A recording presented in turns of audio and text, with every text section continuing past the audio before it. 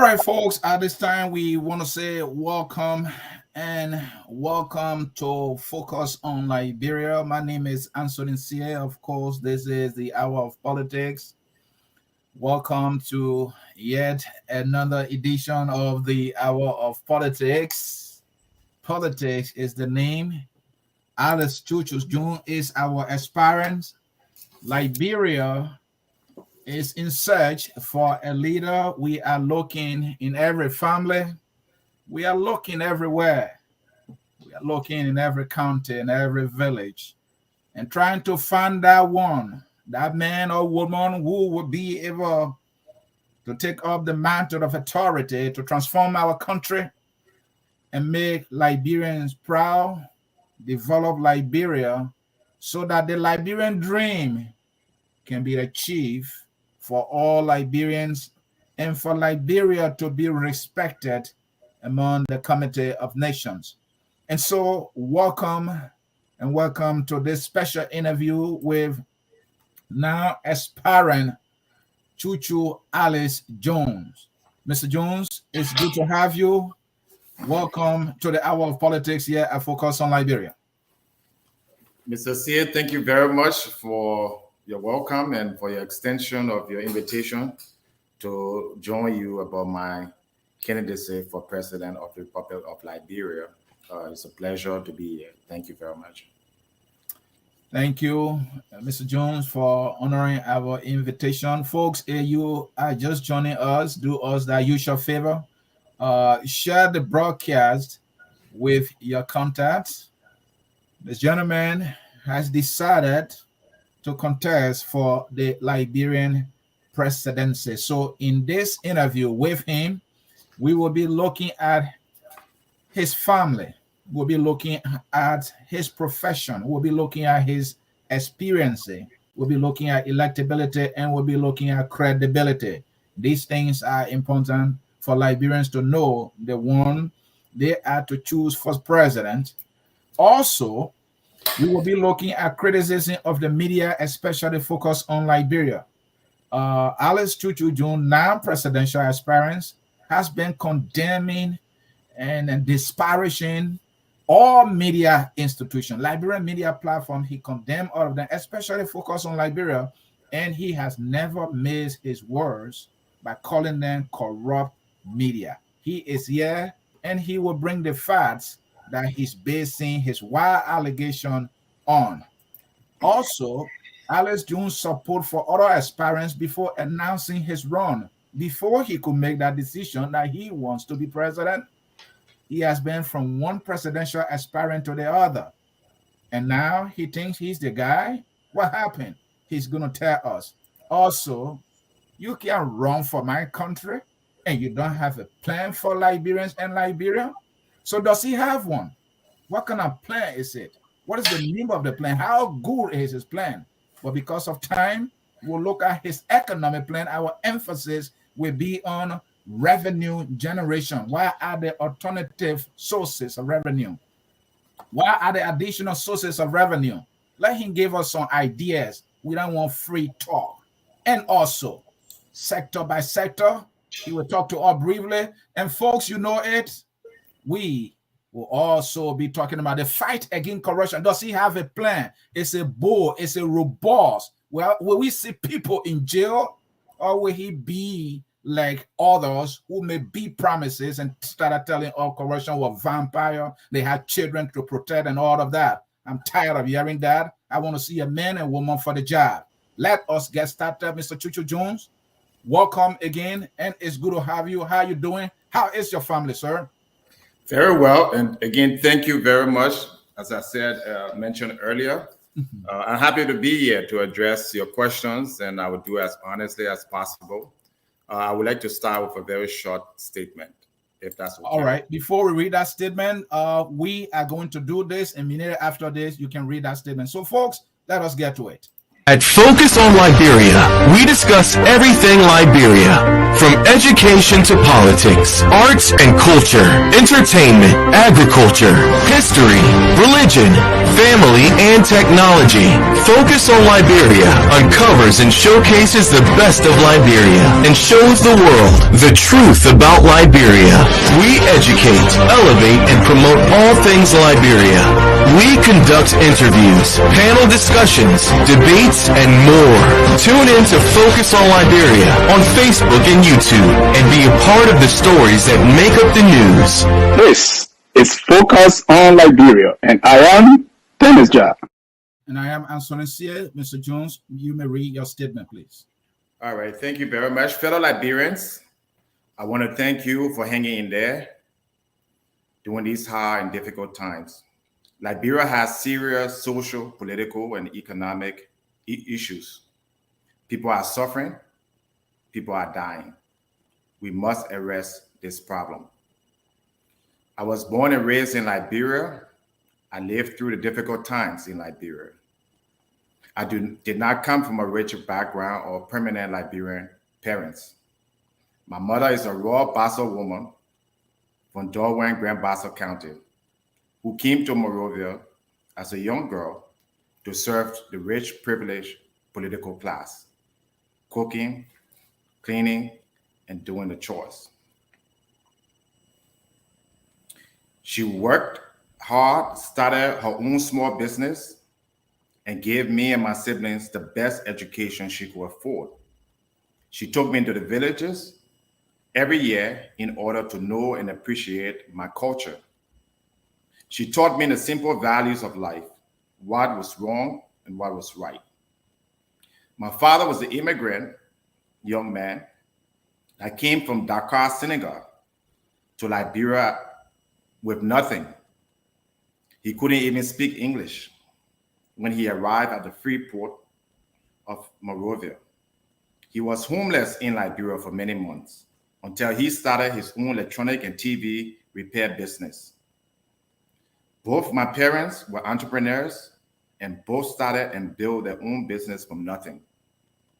In 1990 war, I was destitute following the war. To help myself, I got no help from the government or any assistance. I played sports, basketball in high school in order to get a scholarship to go and attend high school. Then I started my own co-producing business around the Broadville and Port River areas and became financially independent. Although my father is not alive, as he was murdered by the AFL, the very armed forces of Liberia, which I have forgiven, and by God's willing, will be the commander-in-chief when I'm elected as president of the Republic of Liberia in 2024. My mother is still alive and lives in Worcester, Massachusetts. Like my parents before me, I built and educated myself through hard work, courage, and perseverance. While education is not the only determinant of a successful president, I believe it helps in understanding complex global and economic issues to enable our country to grow and our people prosper. I've earned degrees in civil engineering, business, banking, and finance. I've also studied economics, global development, technology, and I've worked as an analyst at many of the world's largest banks and financial corporations. I now run my own finance consulting business. Along the way, I've helped many Liberians back home, including providing money, scholarships, serving on boards of directors, providing medicines, and other helps. I do not choose to use my help for political reasons or to tell the public who I helped and why I helped them. That remains with my God and my own conscience. What I'm here to tell Liberians today is that after I was searched for president in this upcoming election, I'm not convinced that any of the aspirants have the depth, the understanding, to rescue our economy? I believe I do. I have worked with candidates, I've worked with media, I've worked with many different institutions, helping all along the way since I've been in the United States of America. I've consulted back home, on many different issues, particularly in finance, economic, and global development. The right to become a president is not a privilege. No one was born particularly to be a president. I'm an entrepreneur, I have a career, I have a profession. My entry into this race is to help this country, to rescue it from the corrupt politicians, the inadequate politicians that have served over and over again with no tangible results.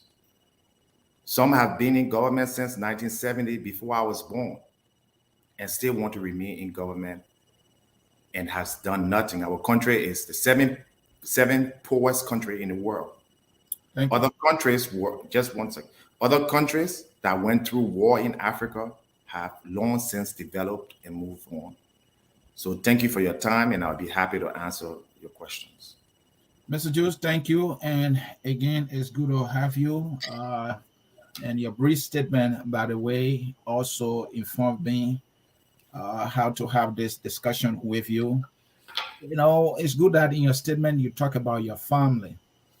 And so let us start with that. You also talk about your experiences. So let's start with that quickly. So, what kind of family man is Alice Chu-Chu Jones? Do you have children? Are you married? Talk to me about your family. Yeah, I'm currently single, but I do have 2 children, and I've been married before. So, you are currently single. Correct. And knowing Liberia, for the Liberia we know it to be, you think that would not be an issue? No, I don't think it's any legitimate issue because, I mean, Boris Yeltsin was prime minister. He was single. He got in office before he got married. Okay. U.S. president said that I was single when he got in office. Then Andrew Jackson was single. James Buchanan was single throughout his presidency. So I don't think the issue of running a country depends on your marital status or your age. But do you hope to have a family?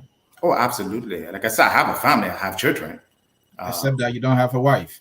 Not at the current time, but I'm working on it.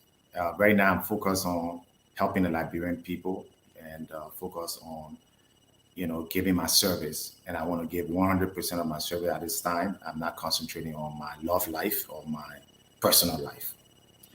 You mentioned your experiences as a professional, based on your education. Talk to me. How have those experiences, places you've worked, prepare you for the office that you are seeking? Well, very well. Like as I mentioned, I do not believe that someone has to be overly educated or have a PhD or master's degree or even bachelor's degree to become president. And I don't gauge that office to be one of the most academic person. However, I feel with the issues that we're facing in Liberia, high interest rates, lack of growth, low HDI, those are academic issues. Those are issues that you must understand. The banking system is a mess in Liberia. You need someone who understands banking management and global development. And I've earned enough education and experience in those areas. I've even consulted some of your candidates, Dewan Gongolo, Ambassador Nat Barnes. So if I think I have proven that I know little thing about managing a country or an economy. I've written extensively on it. I'm sure most of your viewers have read my articles. And I did those things not for any political reason or not to run into office, but I did it because I love our country. No matter how successful I am outside of Liberia, I'm still a Liberian. I can become anything, whether I'm head of JP Morgan Chase. The fact remains I'm still a Liberian, and I hate to see my country in the kind of decline and embarrassment that it's in.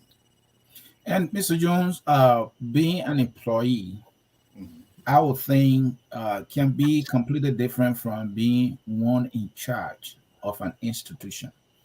My question is, have you led any institution? Oh, absolutely. I've led many institutions. I don't know where your terms are, but the different kinds of leadership. Mhm. But at the very top level, I've led the movement to make Liberia better, which is a think tank and pressure group that is doing very well. That we're able to put Liberians from different parties together. That was able to design policies, economic policy, social policy, which we'll talk about more, which are some of the policies I'm running on. That's an institution I've read. I've ran my own business as CEO. I currently am the CEO of my financial Wall Street trading firm.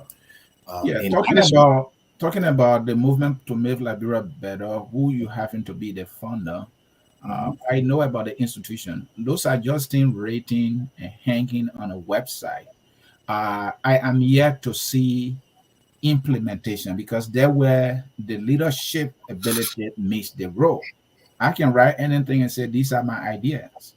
The problem we're having in Liberia is not more about plans, it's not more about education, it's about knowing what to do and doing it with time bound. Your institution, the movement to make Liberia better, has just written things down.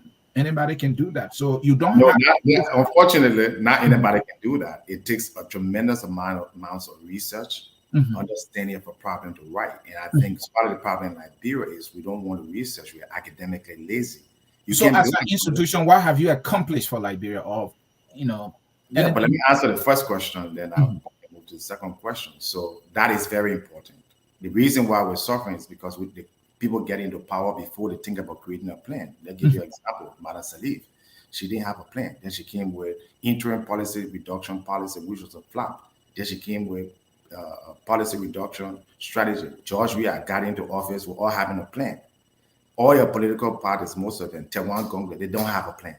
They don't have an economic plan. They don't have a plan on how to address inflation or interest rates or how to give people the ability to create jobs. So that is very important. And that's why one of the things I think people don't understand. A man without a plan is a foolish man. So while my experience in corporate America, whether I'm advising JP Morgan or I'm advising Citibank, the first thing we do is we have a plan and we understand the plan. You don't start doing anything. So to go to your second question, what have I managed? You could say I've managed projects that worth hundreds of millions of dollars, technology projects. I've supervised lots of people. I was the president of Liberian Student Association. I board member of the Power to Do Something, which helped a lot of children go to school and things like that in Liberia. Uh, the list goes on, goes on. I ran a media firm. I even had a program on this very network, a very successful program that brought about. Those are all execution. So, in terms of you know executing and planning, I've done both of those things, and I've done it very well. And that's what people continue to call Mr. on me for Mr. help. John, may I come in? You are talking about how you have been successful in managing at a department or playing a leadership role in so many areas, and you mentioned also media institution. I'm finding it difficult to believe because I've worked with you, Mr. Jones. So let's talk about the media institution you started. When you started, you were working with Mars Dopo. It failed flat. Okay. All right. And you also talk about you had a program here at Focus on Liberia. Yes, you were here and you were the head of our business and economic forum. You were never on time, you failed, and you left. So I'm not sure all of the other things you mentioned that don't have a way of verifying. I want to believe them. And many Liberians listening to me now might not want to believe, given the failure that I have identified in your leadership. Talk to me. Okay, I'm not going to go into anything personal because part of the reason I claim that the media, especially focused on Liberia, has been very biased and corrupt. The first thing you have to understand, the program you talk about. Okay, I've conducted over a dozen programs focused on Liberia. Never did I miss one appointment anytime. Never did I miss an interview. I've written more economic papers in Liberia than just about anybody, including all of your from all of your government officials. I can challenge that, including all of your presidential candidates. That's why you called me to focus on Africa. to run the Business and Economic Forum, which was my idea, which you're still doing, just with a different name. So if you came here to attack me personally, that's fine. Companies don't pay me money for nothing to consult them. So your opinion, in my case, is illegitimate. I continue to work with other institutions. All right. I continue to write. I have a media ongoing. So I want to move on to the issues that are affecting Liberia. And I don't want to go into personal things. We can have another time for that. I've listed my credentials. They are verifiable. You can go online. You can just Google Chu-Chu Alex Jones and you see my accomplishments. So I asked you a question and you are saying I'm attacking you. I don't know where you going with that. That is not. You attacked me. You said if I'm not on time or I didn't do a program, you said that those things were failure. If they're failure, then why did you carry it? Why did I stay there? I had a disagreement with the way your company does business, and I left. You offered me sharing your company as a result of my work. I turned it down. So I don't want to get personal. Let's stick to Liberia issue. And you have an agenda you call me here for today, which has to do with Liberia. If you want to call another meeting to discuss my business with Focus on Africa, I'm fine with that. You don't even know the name of the media institution you work for. You call it Focus on Africa, Mr. Jones? I'm sorry, Focus on Liberia. Mr. Jones, let's make progress. Thank you. Again, let's talk about the issue of electability. Okay. If you are to do all of the things that you express through writing that you have on your institution website, Movement to Make Liberia Better, I'm not a member, I remember the name very well. You have to get elected first. So let's talk about electability. Are you electable in Liberia, Mr. Jones? That is for the Liberian people to decide. I'm not a politician. I've done my share. I've announced to the public. I remember the last election. Mm-hmm. People said that the reason they voted for Ellen or the reason they voted for George Weah was because it was the best of two evils. Now that's disheartening. That you cannot have the best of a best in an election, but you got to settle on the worst of two evils, which is one of the reasons I'm in this race. Both of those people never happened. Both of those people served regimes. One of them even contributed to the war in Liberia by funding it. I come to give Liberia a second alternative. I come to give young people hope to say that they themselves can be that change. And I cannot ask a young man or woman who's running for representative and tell them, step up, stop supporting these politicians, these old people who have been in government forever. You step up and you run and let's work together. And many of them are hearing my call. And I sit down and say, I'm just criticizing, I'm just reading paper. We've started our mobilization in 2 months. We've already have a number of candidates that are part of our alliance. We built our alliance from scratch in 2 months. We've created policy on every issue in Liberia to solve the problem. Most of them are published. Most of them are in papers. If you fail to go and to read it, I can't help you. We have to be an inclined society to move on. Mr. Jones, my campaign. You mentioned a key word, inclined society. I don't know what you specifically mean by that, but I understand it to mean a reading community. All right, a society that puts premium on reading, to understand the complex issue of Liberia. You are talking about you writing all the time. The Liberian society is not a reading society. You and myself know that. So let's talk about the electability factor. Let's talk about the realities, all right? The factors that contribute to people who got elected, getting elected, one of which is popularity. You are unknown, Mr. Jones, in Liberia. Will you agree or disagree? Well, again, that's your opinion. I don't agree nor disagree. I'm asking you a question. Will you agree or disagree? I don't know. The fact is that the people will determine in 2023 whether I'm a candidate or not. That's what I can say to that. I will do my work. Election campaign haven't even started. Mm-hmm. I'm not a candidate. George Weah is not a candidate. Let me educate you guys in the media.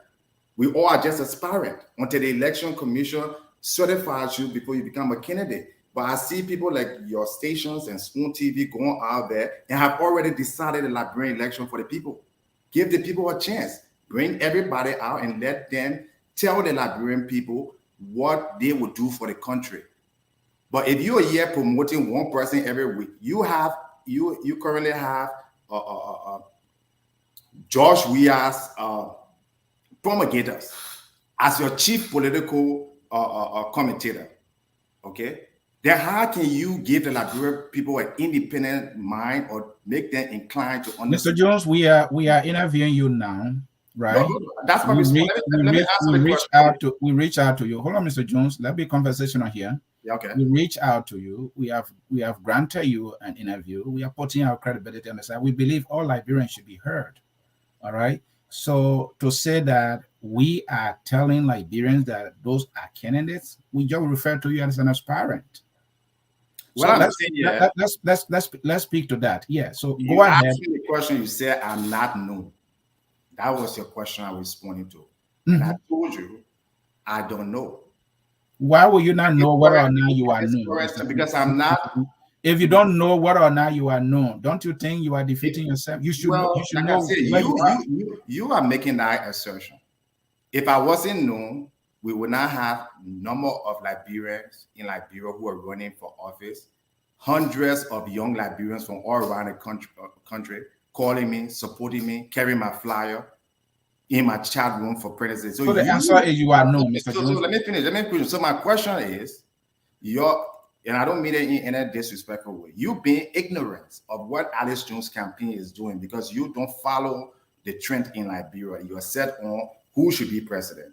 That's not my responsibility. My responsibility is to do what I need to do and work with the people I need to work with to change Liberia. Mr. Jones, whether I become president or not, you are here. We are interviewing you, and you say we are ignorant about what you're doing. I said again, that's why I said don't misquote me. I say I'm a writer. I said you being ignorant of what I'm doing and how many people know me in Liberia currently and how many people are supporting me. It's none of my business because if you want to know, it was a simple question. I think you answered the question along last. You told me you are known, so and that's all I needed to know. So let's move forward. But then why don't you ask the question instead of saying that I'm not known? Why don't you ask the question as a journalist instead of being so certain that I'm not popular in Liberia? I can ask a question the way I prefer, Mr. Jones. That's fine. Will you respect that, or you will take issue with me for that? No, let's move on. Okay. So talking about electability factors, Mr. Jones, another thing people look at is messaging. All right. You need to have a message that resonates with the people. Another thing is party. If you have a popular party and, we address the issue of popularity. So talk to me about, your base. Do you have a base? In politics, people talk about that, talk to me. Those are the electability factors. So that's base. A very good question. Talk to me about that. Thank you for that question because it gives me the opportunity to give you an insight to your viewers on what we're doing. My candidacy is to change Liberia. Okay? Change doesn't have to only come if Liberia, Alice Jones gets elected in 2023. I've been making changes, whether in the media or whether in the academic community or in the business for a long time. And whether or not I win the election in 2023, I intend to continue that change to help my country. Now you talk about message. I think the primary thing in Liberia is understanding what is the problem in Liberia. The problem did not begin with George Weah. It's not going to just end with George Weah. Most of the candidates do not understand the problem in Liberia, which is, and I will tell you, the problem in Liberia is simple. Economics. We do not have people who understand how to manage the economy. So as a result, the government suffers and the people suffer. I've spoken about it again. I've written about it. You can go and read it. I'm not going to go into Mr. that. Jones will get to the economy, and I told you specifically what will be the second thing here is this. Most of your candidates do not appeal to the young Liberian voters who are the majority. The very same people who appeal, who George Weah want to vote. If you look at our demographic, I would say over 60% of the people in Liberia are under 35 years old. Between 18 and 25, all right, it's the highest number of the voters. These people do not connect with most of the candidates that running against them, or Boyka, who will be 80 years old when he's in power, or Cummings, who is 65 years old, or Gonglo, who is in his 60, late 60s, I think. So my message is simple. My message is these young people, it's time for you to lead. These people you have followed them, you've carried their bags. In one case, you tied the Scooby, as we used to say in Liberia. Why can't they follow you for once in our 174 years? Why it must always be, a Gonglo or Salif or Boyka? These people have clearly failed Liberia. And that's the message that will get you there. That is my message, and that message, they should be their own leader. I'm just a vessel. I'm just one person. So I'm helping these young people mobilize around the country. Two, the political party that you speak so highly of and you get so excited when they come on your program, it's another big problem we have in Liberia. They are corrupt. And I don't say that with any equivocations. So are we excited for having you or not? Are we excited for having you or not? Excuse me? Are we excited for having you or well, not? I don't see, and to me, like I said, it doesn't matter. I mean, I don't know what's your assumption that let you ask me questions. Let me finish, because I watch your program. I watch when you bring a Gonglo on or you bring a Cummings on. Mm-hmm. You don't personally attack them. You don't try to denigrate them. In fact, you adore them. You rather me do that? I've watched it, and if you want me to support, would you rather me do that? No, it doesn't matter. So then why are you talking about it? Because you asked me a question.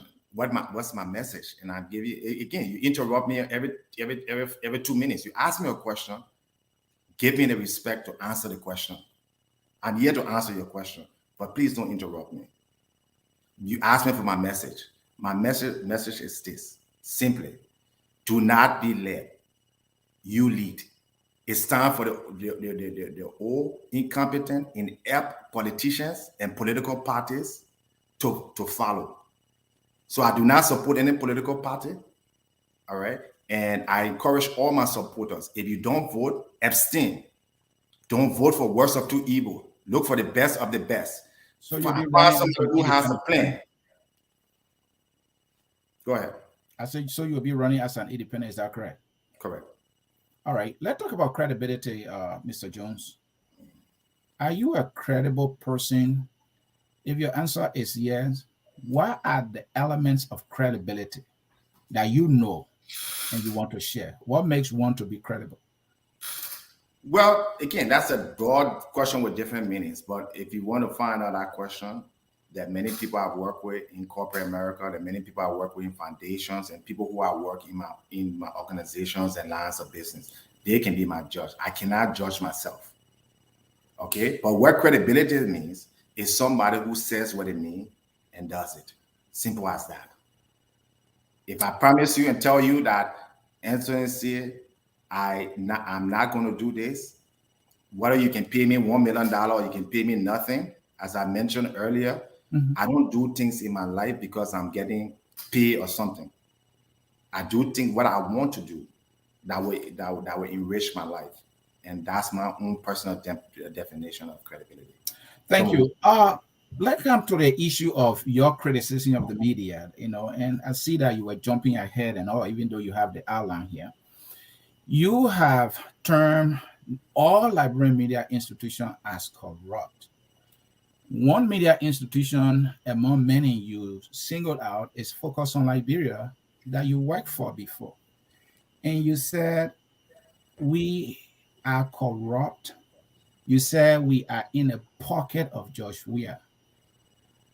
Please lay bare before those listening Okay, first of all, I think, let me make a correction. I have never said all Liberian media are corrupt. Myself, I'm affiliated with different media. There's Africa 24 that I've been on. Okay, there's KD Johnson Television that I go on.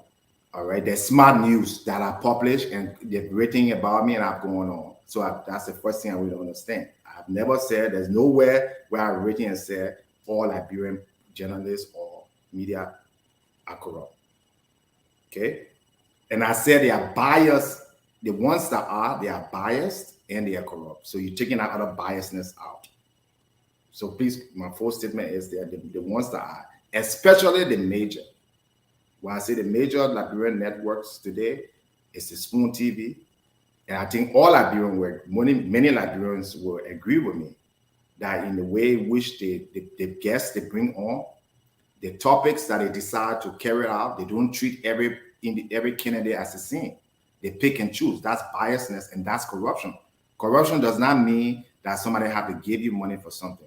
It just means dishonesty, not being true to your viewers.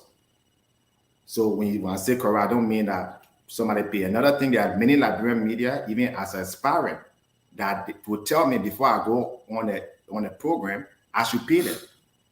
And I've refused. I said, number one, if I'm coming to change and talk about how to fight corruption, which is the next segment, how can I be involved? That would be corruption. And I'm talking from experiences. Why should I pay for a public message? Okay, I'm giving my time. Did Focus on Liberia ask you to pay for the interview? No, I was talking about somebody else. I'm asking a question. I know. No, Focus on Liberia has never asked me to pay for any media appearance. Well, if you don't pay the media to get your message through them, because the media is a channel. If you don't pay them, how do you expect them to run? They can run programs. An interview is not a program, paid for program. The interview is a public service. You say you love your country. You want your people to vote correctly. You want to popularize good candidates. The media is a private institution, right? But yeah, I'll get to that. And all private institutions around the world, media private institution. I don't know if CNN charges money to say that Barack Obama should come on for an interview. An interview is a discussion for the public. Now, if I'm running my ad, if I call you and call your business office and say, please run my ad or my promotion, yes, I have to pay for that. So when you ask me how media should make money, that's how they should make money. They should have ads and programs. I agree to pay for ads and programs, and that should be for the public. And they will have a disclaimer there. So it's just a question against of people who don't know management. So I want to help them. I don't want to participate in that. And I'm not talking. Focus on Africa. So if you were to come to Focus on Liberia and say, is this in the same question line? If you were to come to Focus on Liberia and say, hey, Focus on Liberia, I know you have a wider reach. I will need an interview on your platform. And Focus on Liberia say, oh, this is your request. This is not our request, so you have to pay. Would that be corruption? No, it will still, in my view, it will still be corruption, because what is the interview about? I'm not running a business. I'm running for change in Liberia. It's a public, I'm not getting paid to do that. Okay. And Focus on Africa says they promote all Focus things. on Liberia. You worked here before. Focus on Liberia. Keep saying they are here to promote all things Liberian. They are here to serve the public. And last time I checked, about non-profit organization. Again, even non-profit organizations, they can make money. It doesn't mean because you're non-profit. I'm just saying the approach of it is a corrupt way, because what ends up happening is, so if somebody Cummins got more money than me, then Cummins will be there every day and the public will be deserved. Everybody, when it comes to interview, when it comes to news, and I will go to the same thing that Front Page Africa. Front Page Africa have turned into Cummins' press office. So they will not say anything positive about any political candidate. They promote him, overly promote him. And I have seen documents of this fact where Cummins and Rodney C are exchanging to go after Joseph Boakai. Is that what a journalist that's serving the public should be doing? So when I say that most of the Liberian large journalists are corrupt, I don't eat my words. If they want to take me to court, they can take me to court, and I will I have my evidence to prove. And finally, Mr. Jones, I know you said that Focus on Liberia is in a pocket of where. Where are the facts? What's your evidence? I did not say in a pocket where. I said what what you call it? Consciously or unconsciously, they do more to promote George Weah. George Weah, the government has EFBC. They have a press office. They have Ministry of Information. All these entities were designed to promote the government. Liberian people are paying tax dollar for these entities.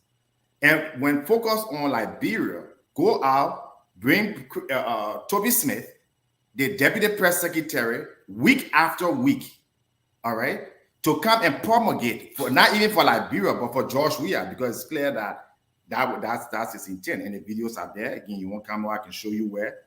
That is promoting George Weah, and that is a form of biasness and corruption. They don't do the same thing for Alex Jones, who is running. Alex Jones, let me hold you there. So Focus on Liberia have 14 episodes of the program Q&A with Smith Toby, Deputy Presidential Secretary, correct, to the President of Liberia. Correct. He's serving the president. As a media institution, we reach out. We wanted to get in the head of we have a president who doesn't speak. So we want to use that media to find out what is going on in his head. And you say that promotion is like CNN is covering the White House. And then you say CNN is promoting Trump, for example. That is what it was. I don't see that as a promotion. We were doing our job and trying to interview someone who is a deputy spokesperson of the president. I don't think it was promotion. And you can only do that in a political season or in a situation within. It was not a political season then. We started our program 1 year into Weah's presidency. Okay. Yeah, man. When I mean a political season, there were also elections going on, not at the presidential election. There were also people campaigning for CDC. Smith Toby was promoting the president's agenda, like you rightly said. He did 14 episodes exclusively. You never, how many episodes have you done for any other candidate at the time, Cummings or Boyka? Because they're not president. Weah is president of the republic. We need to ask the office. That's why the president has his own media. That's why the Liberian government and the people allocate money in the budget for the president to get his message out. That's why you have EFBS. You have several entities in Liberia for the president to go. Don't spend your time giving somebody who has all these media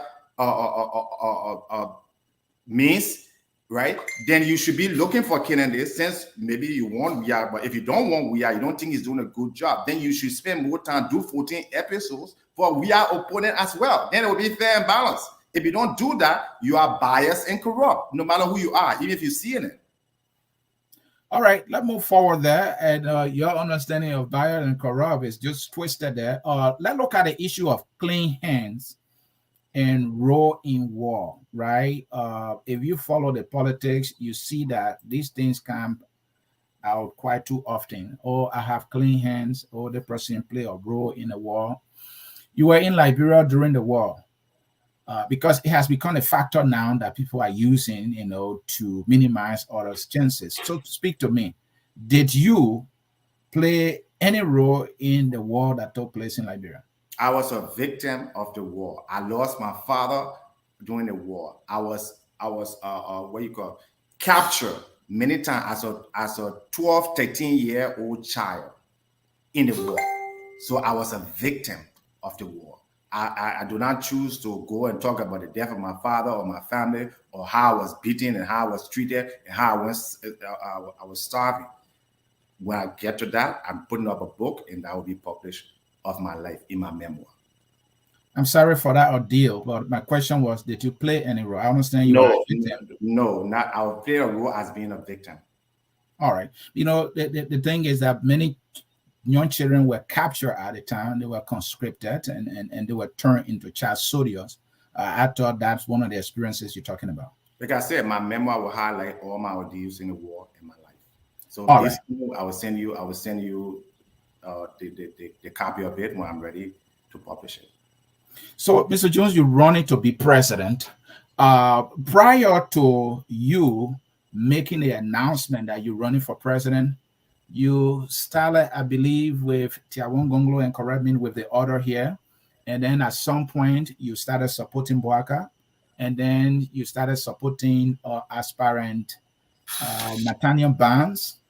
And now you. So what you saw in each of those aspirants for which you decided at the time to support them at separate times? Okay. First of all, I never supported Boyka as a president or candidate or anything. Never in my life, I never supported any political party. I was heading the movement to make Liberia better. That position, in that position, I was heading a think tank and a pressure group. I had to give my views as the head of Movement to Make Liberia. When you're very programmed, I came during the time when there was a deadlock during the CPP. I gave my suggestion on behalf of the organization. You twist it around and you're now calling me broadcast supporter. That's some of the bias and that's some of the corruption. I never supported my views concerning broadcast are well published. You can read them. So when you go and tell your audience that I was a supporter of broadcast, you know, that's dishonesty. Secondly, when it comes to Tewan Gonglo, all right, I've always respected Councillor Tewan Gonglo as a fine man. I still do. Okay. When Tewan Gonglo was entering the race, I came on as a consultant to help him. And besides being a consultant, I think Tewan Gonglo is a fine man. Do I believe in his policies now and everything? No. But I think he's a better man than most of the other politicians. And if he were to win the election, I would be much happier than the rest of the people.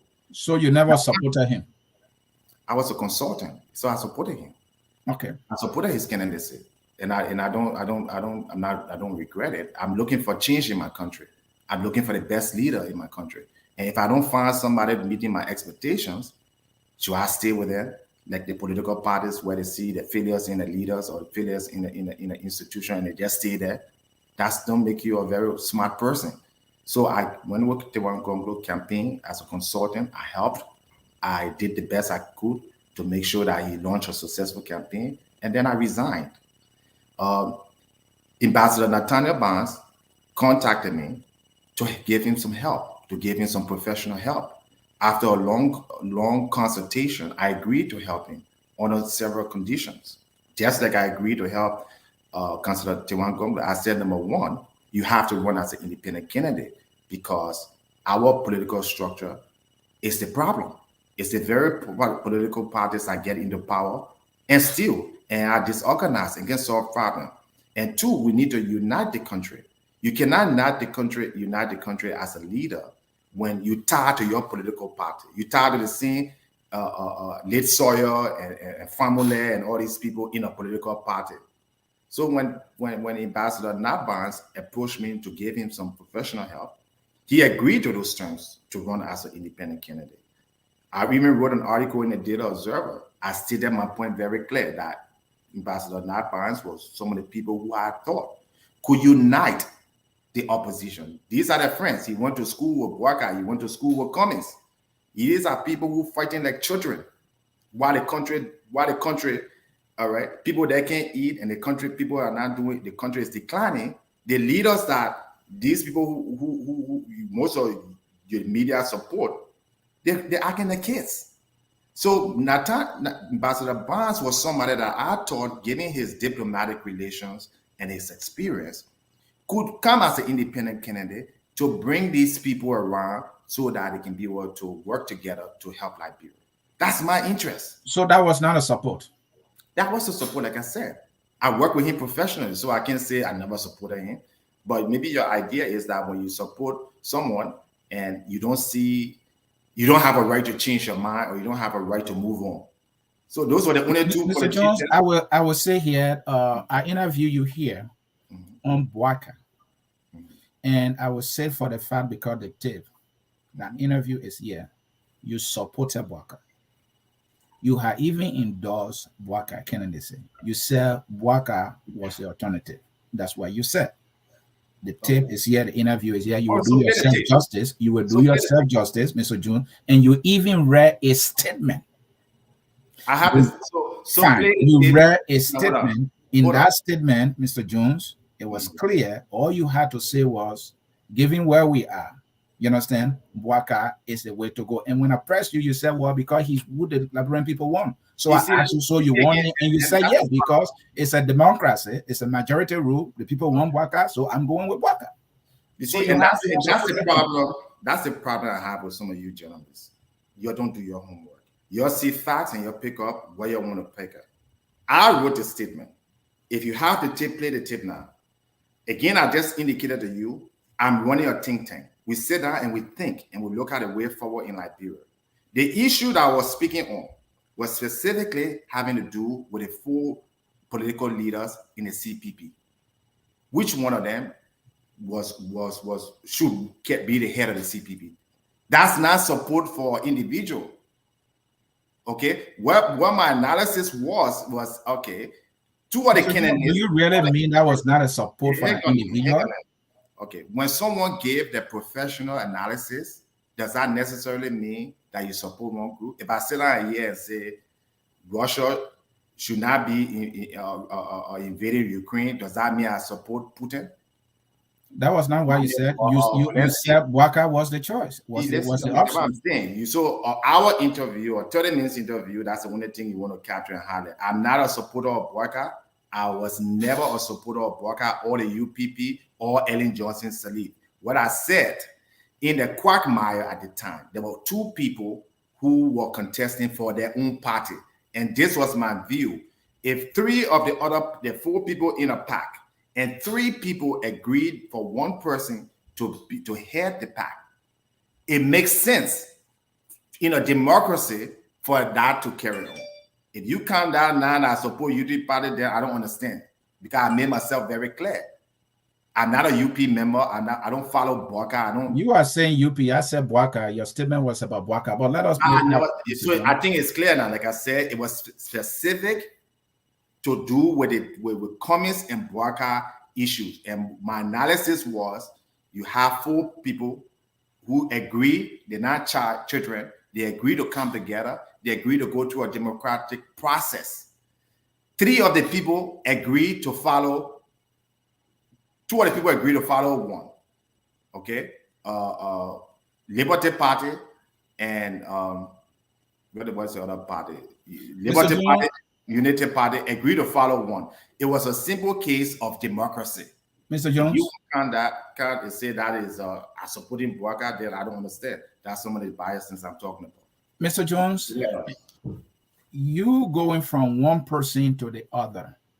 Bwaka, even though you denied a year, you went to Tiawan Gonglo, you left, you gone to Nathaniel Barnes, you left, and you come here. What does that say about you in terms of judgment and decision making? It's obvious you're all over the place.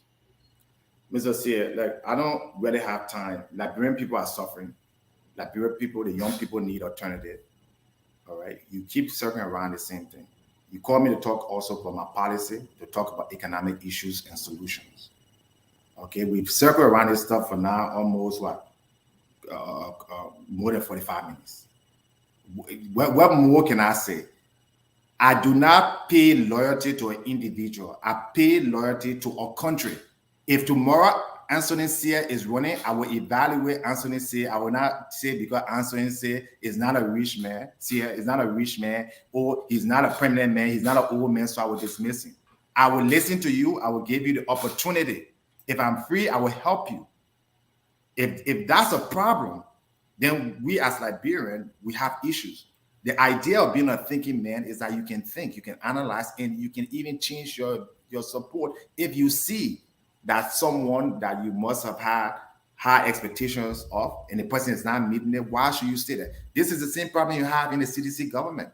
I don't blame anybody for following George Weah or supporting him. At one point, I was very happy that this George Weah, a young person, was going to come to power and do the right thing.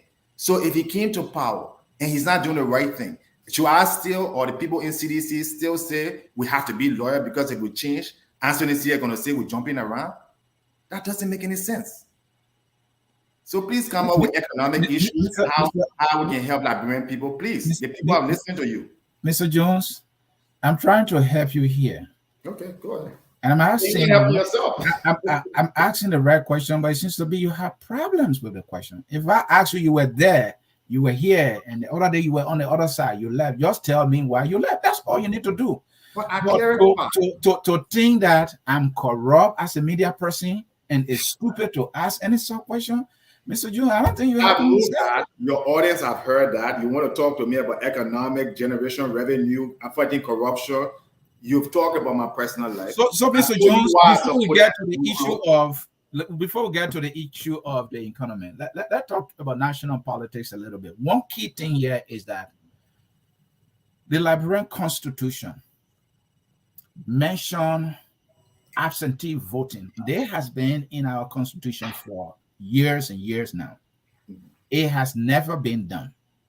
Now, what that means is ambassadors, our soldiers who went for peacekeeping mission, they have not been able to register and vote while they are serving missions abroad. All other presidents in the past have ignored this.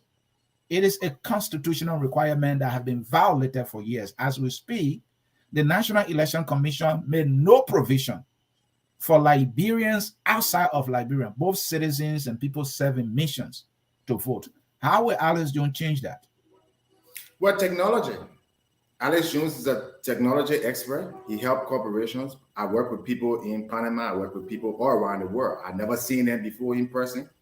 I help build softwares to make these things work. Liberia is stuck in a dark age. We have this technology where people can even vote on their phone in Liberia. That will save up millions of dollars instead of going through the hassle of people not even being able to get to the voting polls. But we refuse to use it. So Alex Jones is going to introduce a lot of technology. I'm introducing it now. I'm working with my people in Grand Gila and in Nima County and in Lofa County and everywhere through technology, the power of technology. It can change your life. So that's what Alex Jones' government is going to be. It's going to be a highly technological government, which will help the people get the services they need. To answer your question directly, yes, I agree with you. People, every Liberian, whether you're in America, whether you're in the service, you should vote. Whether you're in the country or not, we have the ability to do it for less money. And we should be doing that. Mr. June, your answer is technology. It doesn't tell me anything. I'm asking you, technology. It means nothing to me. You just say technology. I said we build a software through technology to allow our soldiers, our citizens abroad to be able to vote. Like every other serious country. I'm saying I have experience in doing that, in building applications and using technology, and I will bring that to bear. And I agree with you that people should be able to vote. Any Liberian should be able to vote in any part of the world. And in my administration, we'll see that not just for presidential election, but for legislative and senatorial elections. Let's come to the economy, and because of time, because I want Liberians to ask you questions too, let's focus only on generating revenue. We need money. I have said to you, a guy who is FCC when it comes to economics, I said to you, we need at least $10 billion for each sector, education, infrastructure, health, for us to have a country. That means we want to generate the revenue. You are from the business background. You pride yourself, of having all the requisite experience. How do we generate additional and alternative revenues? Give me specifics and the estimated figures. Well, thank you very much. But I think if you allow me to give my economic plan, then it will answer that question too. Okay. So let's start with that. So what is the name of your plan? Okay, so I'm using, where can it be accessed? The MLB, which is a think tank that has been thinking about economic solutions in Liberia, has been on your program with other Liberian economists, financial experts. We all have been doing this for many, many years. Okay, I'm using the plan. I'm adding a few things so we're using the MLB plan. It's on my website, makeliberiabetter.org. You can go there, you can review it for yourself, you can interact with us. What is the name of that plan? makeliberiabetter.org. No, the plan is makeliberiabetter.org. That's MLB plan. It's there. Okay. So let's talk about the additional ways of generating revenue. We need billions here. Okay, so the first thing I'm going to do, which I'm campaigning on, is I'm going to reduce all public servant pay and compensation. This is going to be my budget because most people don't understand how it works. The president, through the Ministry of Finance, submits a budget to the legislature. Wherever that budget is, the legislators have to agree on it or disagree on it, negotiate on it. The budget that I will be submitting in 2024, nobody in the country who is a public servant will make over $3,000, including the president. Okay? All right. So nobody will make over $3,000. The president pay will come down from 95,000. The allocations given for private jets, travels, and all those things will be cut, starting with me. And I'm on record. Okay. Then nobody will also make less than $300. The goal is to increase the people from the bottom, the civil servants, and to reduce the people from the top. So that is my main economic plan. That is why I'm running on. I've never heard any other political aspirant say that. And so you can quote me on that. That would be able to save Liberia over 100 to almost $200 million every year. That is revenue that we can use 1 month after I get in office. What are we going to do with our money? Okay. We're going to take some of that money and we're going to start a cash transfer, a national cash transfer program. We're going to pay a social safety program. Those who are not working or can't find a job, those who are elderly, and those who can work. We're going to give them between 50 and 100 United States dollars every month. With that savings, that revenue, some of it. And we've done the math, we can go through it. Okay. They don't have to know anybody in government. They don't have to be part of my government. They don't have to be anything, be the side chick. You sit down in your home every month, you get your cash transfer of $50 to $100, depending on your status. Some of that money is also going towards opening 30 multinational corporations in Liberia to fund it through the Central Bank of Liberia. So we're going to be giving about $10 million in each county. So the rice you're talking about today, we're going to open an industrialized rice farm. You need money to do that. You need expertise to do that. That money is going to transfer to the fund, to the central bank, to be given to them as a grant, in some cases as a loan, so that production can start immediately. They can hire anybody in the world. The president will not appoint the CEO of that company. The president will not appoint anybody in that company. It will be a company that will be run only funded by the government. Okay, not subsidized, but funded by the government through loans and grants. That will boost employment because it will give people in every county. And when I say even the one in Monserrate County, it will not be in Monrovia, perhaps it will be in Tottenburg or one of the other cities.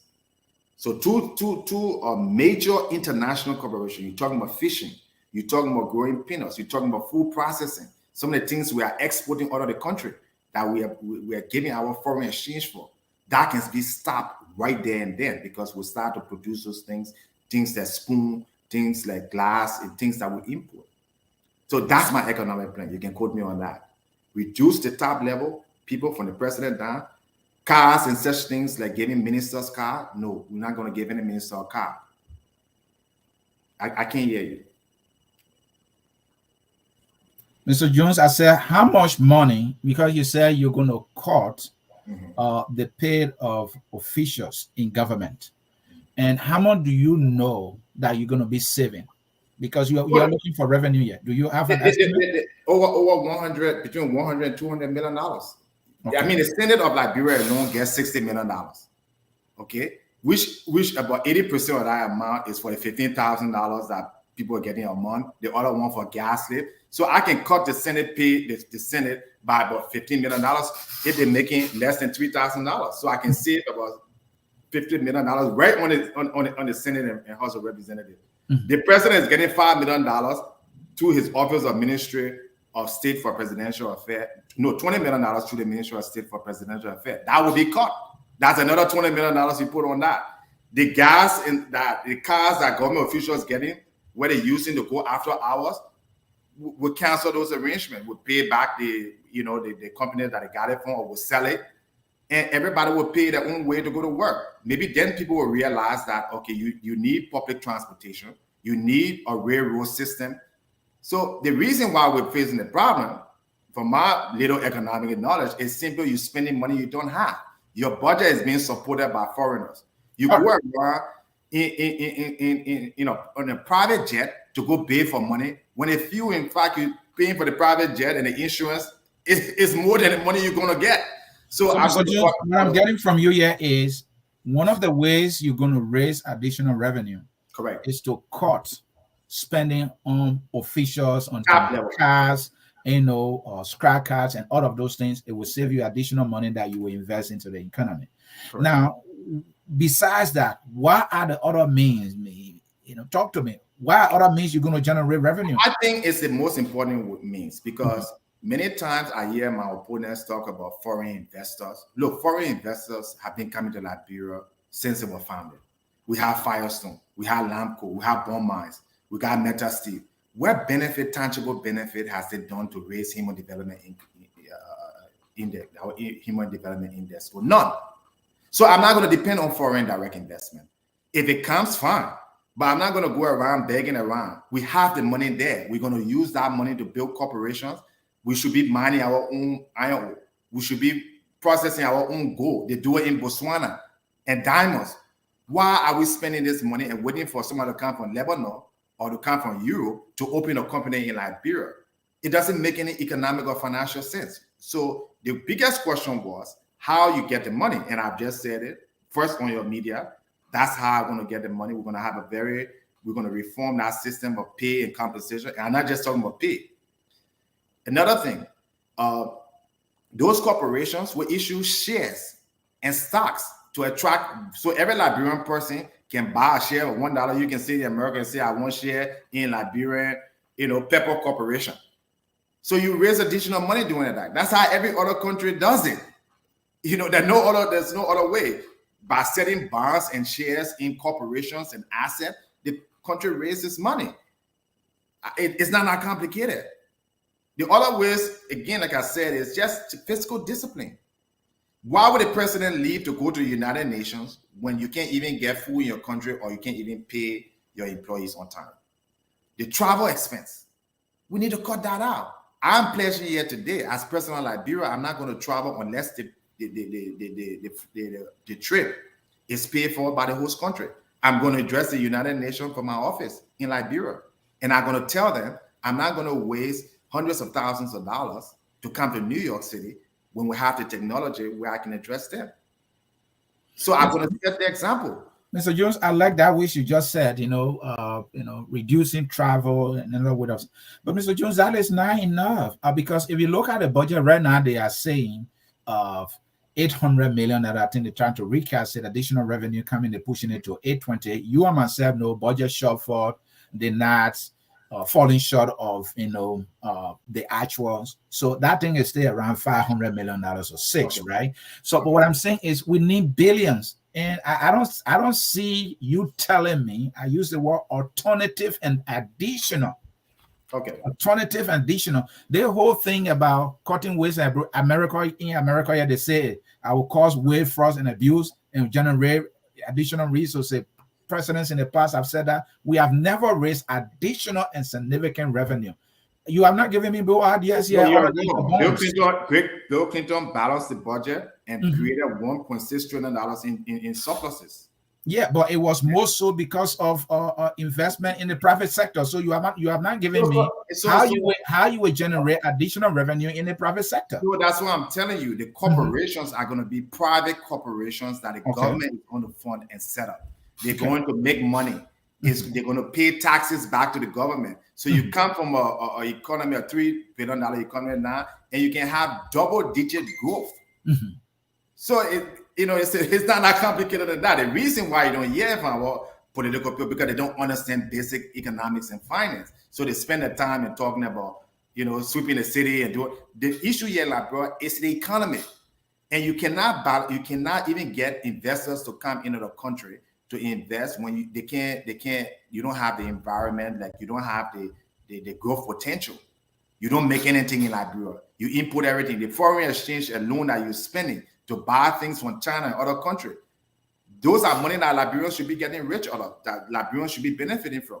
And so what would be your approach there?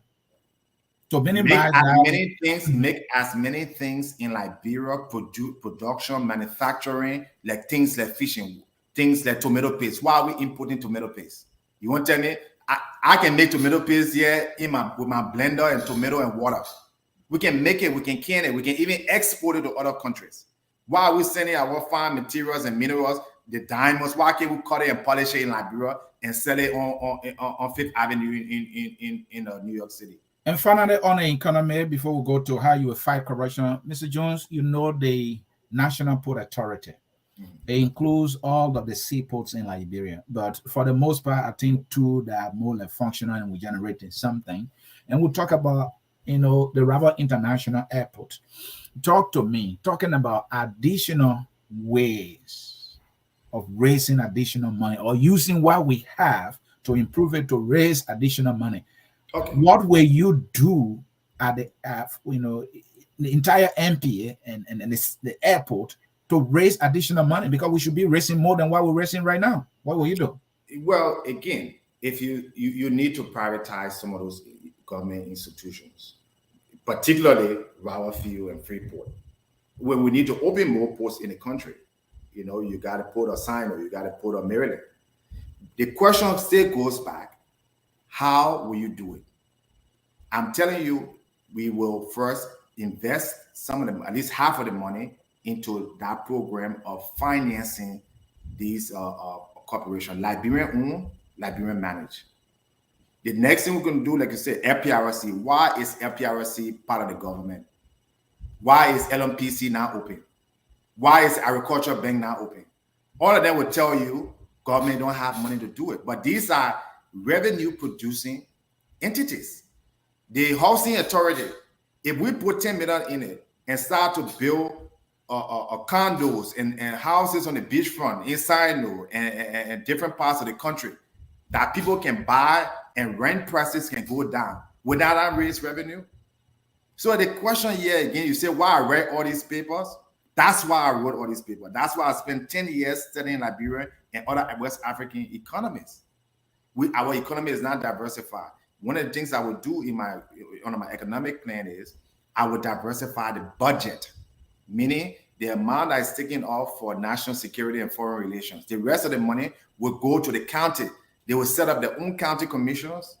The counties are commissioner and district commissioner, and every county will get a portion of the budget for they themselves to manage it and develop their own districts and counties. Alice Jones is only there to provide the resources to the government for people to develop themselves. That's how it's done everywhere in the world. It's only in Liberia where a president got to go there when they open a road, every side road that a president project. No, it's not the president project. The money in it, and let me make this last point. A lot of people think that you have to be working to pay taxes. A lot of people know every item you purchase in Liberia, you're paying taxes. When you buy your iPhone in Liberia, you're paying the government taxes. All the money that in the government belongs to you. It does not belong to the president or TWER or the legislator or DeLon. So why should people make $60 a month, $2 a day, and these people making $10,000 or even $5,000 a month? Mr. Jones? That's the best sound economic policy I can think of. And if we do that, we'll have double-digit growth. Our HDI will improve, okay? And the per capita will improve by drastic levels. Mr. Jones, I believe that aid has been a problem for Africa, because what it has done is just showing us how to receive and not how to produce. What will be your policy on aid? That's one. Two, we can do all we can. The fact that our institutions are not strong enough in terms of generating revenue, foreign direct investment comes in. How will you approach foreign direct investment so that Liberia is not cheated, but Liberia makes more money to develop Liberia? Well, I disagree with the way in which foreign direct investment is done, which is, and something I know a lot about, is you go and get a mining investor to come to Liberia. They go on Wall Street, they borrow money, or they go on an AIM exchange in London, they borrow money, maybe $1 billion, $500 million, whatever the amount is. They go to Liberian government, they give them maybe $5-10 million, and they tell you they're going to give you rent, or they're going to give you royalties. Okay, you sign that contract. It's for another 50 years or 20 years of all your resources. Guess what? The royalties and rent, after they subtract all the subsidiary and the head corporation, and they pay the chief financial officers $2-3 million in bonus, you end up getting $5 to $10 million a year. Go on the budget, you see that. The way I would negate that problem, you can come as an investor, but you have to invest on a Liberian corporation, a joint venture or Liberian-owned mining company, and then you can invest. You can come in and buy shares in the company. That's how we negate that problem. That way you make some money, we make some money, our people have jobs, our people have expertise. That's what they do in Botswana, they do that in Rwanda, they do that in Seychelles, they do that in Indonesia, they do that in Singapore, they do it everywhere. Again, it's the problem where our leaders are not, unfortunately, the people who run Liberia are not economists and financial analysts. The people who want to be president are not economists and financial analysts. They don't know about price shifting in terms of concession. And the people, some of the people who they make minister of finance, they know nothing. You know, you take a guy who driving truck in America, and you take him and make him finance minister. He has no banking experience. He has no real experience in the working world. How will he know those things? They don't teach you those things in school. You have to work and acquire the experience. So how I would do it is you can buy Liberian shares in Freeport, okay, which strengthens our currency because you're taking US dollar and you're buying Liberian dollar to buy your shares. And you can't capital flight that money because you have to change it back to United States dollars. So we have a track on it. Last year, our interest rate is too high. The people at the central bank, I don't understand why they would say inflation is 6 and 7%, but interest rate is 15%. If just common sense, if you have inflation not growing at all, which I don't believe, then why don't you reduce the interest rate to 8 or 9%? That way you help people get loan at a reasonable rate, and that increases investment into the country. That allows people to take loan at a much affordable price. So and finally, Mr. Jones, the issue of aid. Let's use USAID as an example. I think, if I'm not mistaken, my research put me around 1968 or 67 when USAID started committing some funds to Liberia through that institution. The US government started committing funds to Liberia through USAID.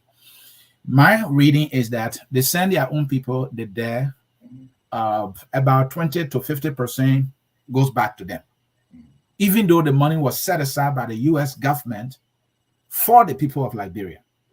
So instead of Liberia getting 100% of what being set aside, Liberians are getting pretty much 20% because we take their paid, their administrative thing and all that. We are left with the sambos in Liberia. How do you engage, for example, the US government with their program in Liberia through USAID? The aid thing is killing us. We've been cheated. No, we're not. If somebody is giving you money, beggars can be choosers. If we were running our own hospitals and taking money from the greedy politicians and investing in our hospitals and our schools, we wouldn't need USAID.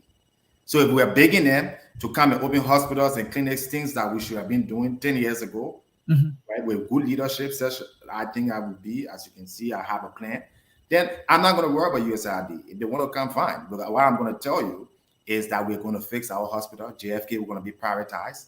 Or if it's a public hospital and you work in my government, you will have to go there. You're not going to be a minister of health and then you go to Ghana for treatment or you go to America for treatment. Mr. Jones, turn your video on. You've mistakenly turned it off. I don't know why. My thing turned off. Hello, can you hear me? I'm hearing you, but I don't see you. Yeah. All right, go ahead. Okay. We don't see you on the screen. So those are some of the problems when I talk about corruption. The man who is a kids. There's a video camera icon below. You want to tap on it and see? I think you may have mistakenly touched it. I'm the only one on the screen. All right. The video camera icon, okay. Fine. Go ahead. Good. You can see me now?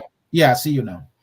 Okay, kind of a little still, but so our problem is ourselves. Let's stop blaming other people. Like I said earlier, you cannot have a country where you're begging for people to support your budget and then you ride a $45 million private jet when the Chinese president, who is the second largest economy in the world, is traveling on Air China.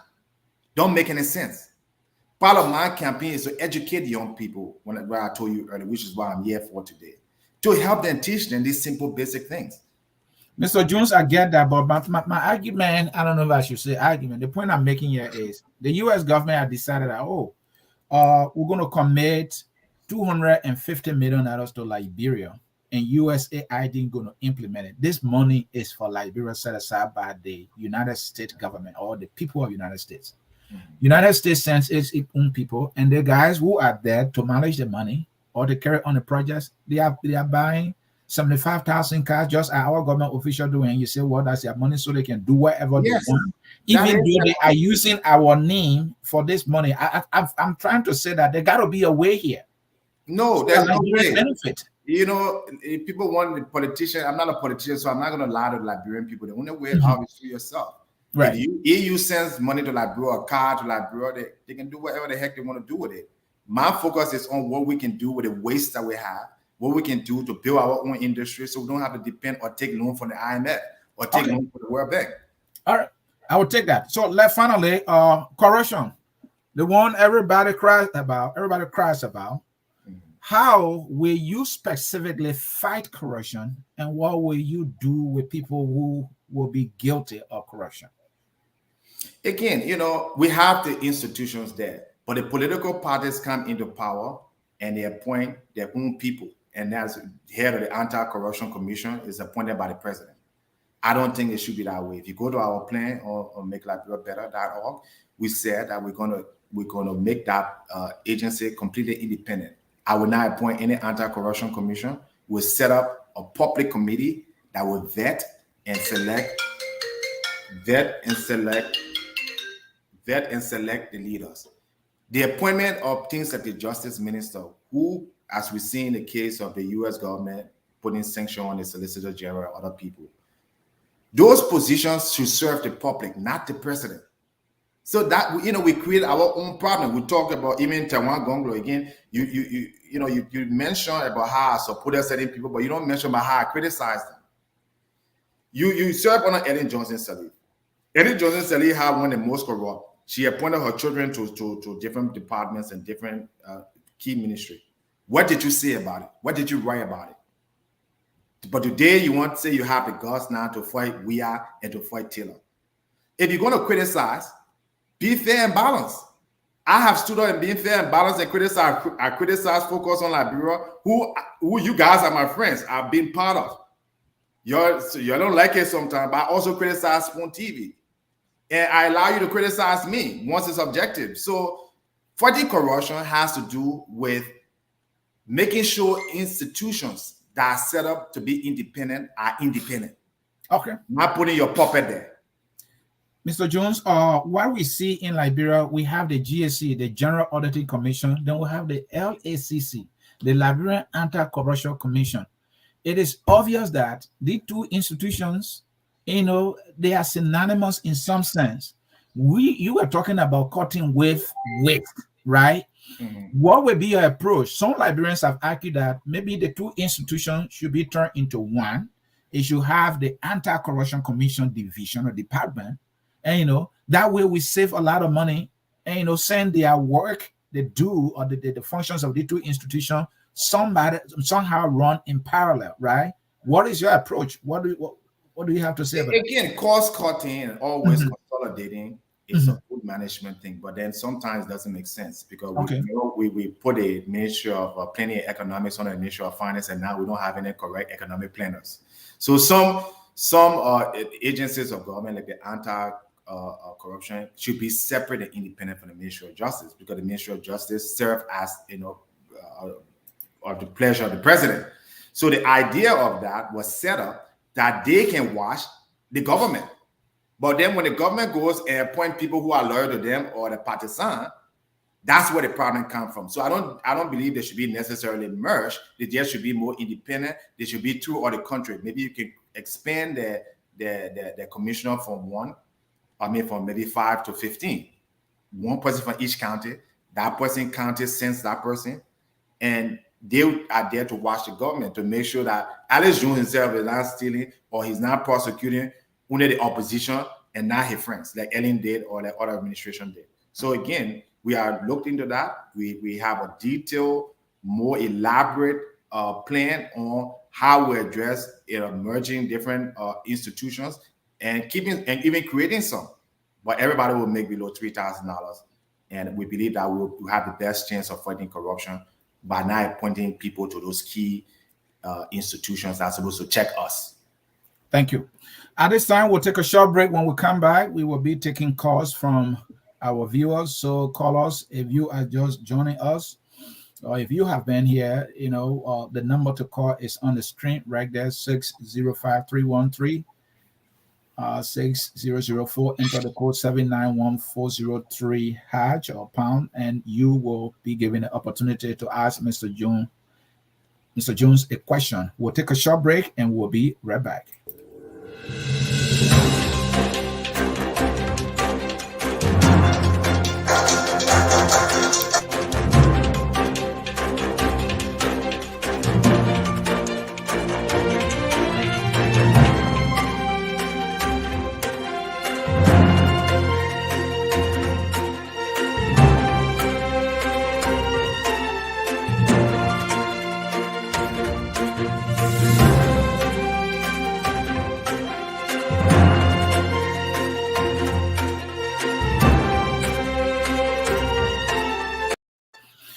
Okay, folks, we are back with you.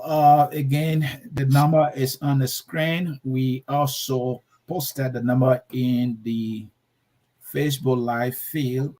While we wait for calls, we will review comments. This one is from Moses Thomas. Mr. Jones has said it all in leadership. Mr. Jones is on the right trajectories concerning Liberian economic, maybe he meant to say Liberian economy. Let's hear from Mangre A. Mampu Dyson. This says a lot. People really have no idea of how terribly run the GOL is and how to get it to function properly for all people in country. Mr. Jones has lost me on this idea.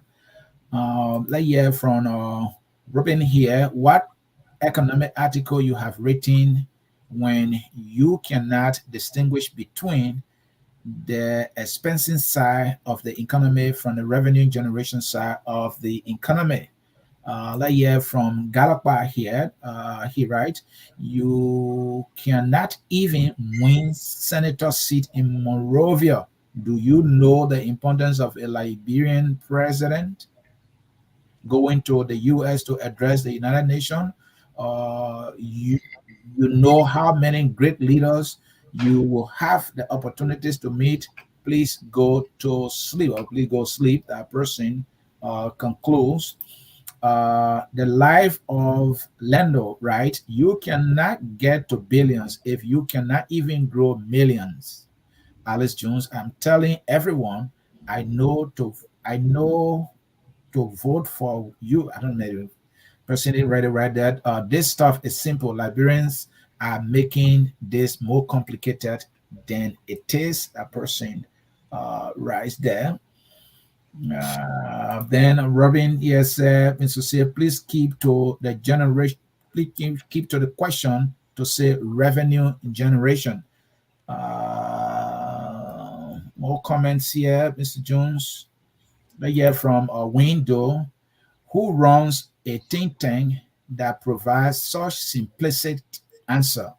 If two declare support for one in a four-way race, then the two support, I don't know what the person said, the two support must win without a process or vote and call it democracy. Wow. When you think you know. That person concludes, that has the person put it. Let's hear from our man Amen K. Salif here. Mr. Jones, it's called pay media. That's not corruption. There's earned media and paid media. That was when you were accusing everybody, when they pay for the media. You guys. Brown W. Mountain, right? These are questions Liberians should be asking Mr. Jones. If you can't settle little things, as Anthony is saying, how can we trust you with our highest office? That person is asking that question. Let's hear from Emmanuel or Jesse here. Don't denigrate your opponent. Gonglo has comprehensive plans. Yeah, Miss Chu-Chu Jun was about punching, throwing punches instead of explaining himself. You're throwing punches. That will come for you to throw punches. Few comments there before I go to the phone line. Few comments there. Let me get a quick response from you. Then we'll go to the phone line. Yeah, I mean, again, that's people's opinion. I was looking for more sound economic disagreement on my policy, but unfortunately, we don't see that. We see partisan and elementary stuff. But anyway, I welcome them, and if you have a good suggestion, please let me know. All right, thank you. We have a caller on the line. Let me increase the volume here. Can you see me? Can you see me, Anthony? You are on the screen. We see you, except that you are frozen. That is Okay, better. you want me to log back in? Screen. Can I log back in? Yes, you can do that, please. And be quick, please. So we'll hold on to Benjamin Jonah. We have a long comment here and see if I can read that. This one is from Kumba Aliden. I hope I got that right. Galakpai, to you. You are living as best life now in Liberia. You mean you are living a best life now in Liberia? That's how the person puts it. You said country is doing well, right? No electricity, no good educational system, no security, all the integrity institutions gone into the toilet, no agricultural programs, no vocational training center for youth unemployment is more higher, no accountability, no transparency, poor healthcare, poverty rate has increased, no hope for our brothers called Zogos, drugs addiction has increased in the country, parents can't afford. That person is giving a whole list of issues and questioning the other person that Alice Chu-Chu Jones is yet to come back in. We have more callers here, Mr. Jones. Anyway, let's take our callers here quickly. Let's take our callers. They seems to be ready. The man, Ben Jonah. Ben, let us hear you quickly. Yeah, I got quick 3 questions. Thanks for Jones. My first question is, how are you going to make your government more technological when your population is less technical with regards to these gadgets that you'll be using? My second question here is that how long will it take your government with regards to agriculture for food to be ready for the people? How long is that going to take? And the last question that I have for you is this. It seems to me that you're mentioning about truck driving, Time 12, seems to be a little bit below the belt. And here's why I said that. You might know or might not know that the last job Time 12 did before becoming the Minister of Finance was not truck driving. So why are you representing truck driving as his last job? Those are my questions. Thank you. All right, thank you, Jonah. The other caller here, phone number ending in 2339. Your name and where you joining us from? Oh yeah, hello. My name is Willie Dillon. Okay. Yes, I'm calling from Charlotte, North Carolina. Please go ahead. Yes. First of all, I just wanted to congratulate Mr. Jones there for just taking that step and commend him. Let him know that we need a new perspective. We need new and fresh ideas, and I think that's what he brings to the table. And just continue to encourage him. That he moves forges ahead with that, because we need to shake things up and force our country in the right direction, because things seem to be in a stalemate at the moment. And in fact, some will even argue that the country is digressing. So we need fresh minds. We need youthful people that will come with new ideas, of which I feel Alex represents. And so just want to give him a thumbs up and tell him to keep pushing and, forging ahead, bringing new ideas, having a seat at the table, and hopefully you'll be the head of the table at the end of the day. Thank you. And Mr. Jones, just do the same thing you did last time. Tap on the camera again, the video camera icon. You're not on the screen. Am I there now? And Mr. Jones, why you did that is that so if you go to your computer, all right, what you selected is your OBS. Okay. Yeah, so you need to, yeah. You selected OBS, so but that is okay, but I would rather be able to see you. Oh yeah, no problem. Yeah, so when you go to settings, right? When you go to certain in StreamYard, that you will see that you have to select the camera, your computer camera, and not the OBS. The OBS, okay, I got it.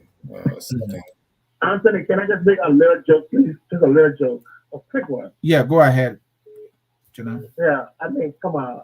This is our brother who is bringing technology, and now he's struggling. Here's why I threw away all my blood pressure meds. This is a joke. This is a joke. Yeah, because technology has different areas, you know. Hold on, let me log on. Come on. No. Alex, stay there. Let me tell you what to do, Alex. All right. You see settings below, right? Oh, I wanted to help him, but he left. And the same problem will come. Yeah, he was boasting about technology and he's struggling with the camera. All he needed to do click on camera, and then you'll be able to select the camera. How would you make it? Dejima Jonah, yeah. You asked a question that the aspirant is not in yet to answer those questions. Folks in cyberspace, if you are just joining us, this is Focus on Library. I'm Anthony here hosting. This is the Hour of Politics. We are in conversation with Alex Chu-Chu Jones, who has announced to be an aspirant for the 2023 general and presidential election. I don't know whether this is a joke, this guy just want to be seen, or he just want to be heard.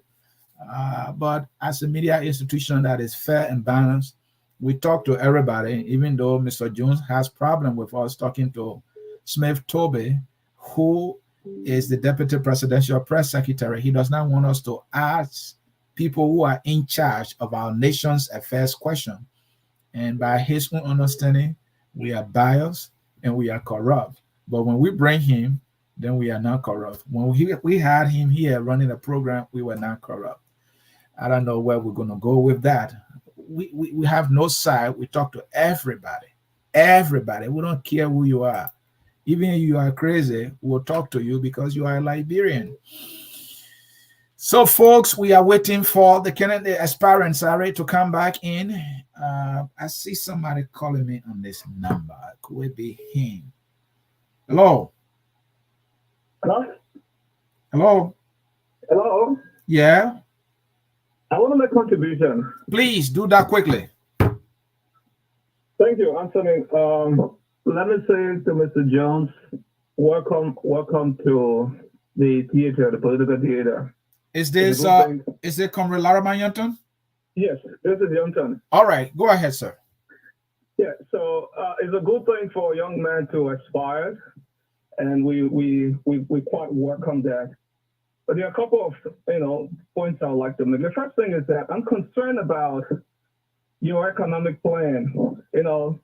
Liberia has been ravaged by so many back-to-back activities. In addition to the war, we've had COVID, we've had recently COVID, and then that of Ebola in 2014. And what I'm drawing up from all of your exposés is the fact that you want to move Liberia to a kind of stock market capitalization, right? Given the current composition of that is slightly based on the extractive industry. How is that possible? That's the first thing. The second thing is that if you look around the world, you have the United States, you have China, you have Japan, and even Hong Kong, right? Those are countries that have the biggest, stock market. And the size of the stock market, take for example, the United States, it's not based on only publicly trading, companies or enterprises. It's based on the size and the growth of the private sector. So privately owned companies are doing very well in expanding, the base of the stock market as opposed to publicly owned companies. Now, Liberia doesn't have that capacity to jump right into stock market capitalization, right? Even if we decided to trade all of our publicly owned corporations, we still need a lot of financing. We need infrastructure financing to a larger extent. Take, for example, the port. Reports have shown that our port do not have the kind of capacity to just venture into stock market capitalization in a way that investors move from around the world and start investing into your publicly owned firm. And a lot of now my point here is that I'll do it for the line. My point is you are leaving existing publicly owned state-run enterprises, and you're talking about the creation of new ones in order to be able to generate revenue for that plan. So what happened to the growth infrastructure that is already needed, that the country is in dire need of? Electricity, the dosing of the port, and other companies that has to be catered to first before even thinking about that plan. So I think overall, you might have a very good plan, but it's so ambitious. It doesn't really speak to the reality of the day. And I think you need to go back and revisit it in a way that it actually appeals to the day-to-day sentiment of our people and address the bread and butter issues that the people are faced with. That's a contribution I wanted to make. Comrade Larimer Yonton there, joining us from the city of brotherly love and sisterly affection. Thank you for your contribution, Yonton. All right, folks, with that, we will leave it. And it's obvious the aspirant is still struggling to come in here, and we have more like exhausted all of the time that we have for this particular broadcast. We are so sorry that he cannot get back in. He said he's going to use technology to solve Liberia's issues. That is one of the tools that he's going to use. But unfortunately, this very technology is giving him a tough time here, and he can't come back in to continue the conversation that we have started here. And so, folks, this is how we will come to the end. And the end of this broadcast. Our thanks to you for staying with us throughout this entire interview. We want to say thanks to Chu-Chu as well, for answering our questions and answering our questions that we had for him. We hope that next time when he comes, he will not have this challenge with technology that he wishes to use to solve some of our problems. There were some questions that came for him, but he's not yet to answer the questions. And so we will close with our song, and our song that says, "We are all Liberians." So, folks, until we see you again, when we do, my name is Anthony Sie, saying to you, enjoy the song, "We are all Liberians," and bye-bye. We are Liberians. Liberia is our home.